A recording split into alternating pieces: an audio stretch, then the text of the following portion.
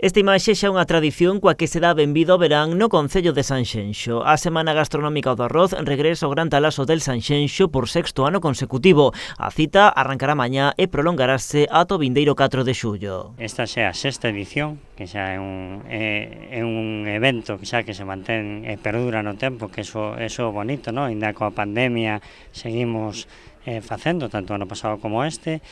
Pois o funcionamento é moi similar, ¿no? Hai que facer previa reserva e serían un primeiro a escoller dentro dos entrantes que temos no día a día e un arroz para compartir de 2 mínimos. O chef José Antonio Álvarez, xefe de cociña do Gran Talaso Hotel e responsable durante unha década dunha das arrozarías máis importantes da zona, repita a fronte dos fogóns para estas xornadas, con grandes clásicos e outras apostas máis innovadoras e sorprendentes. Damos un toque distinto, non?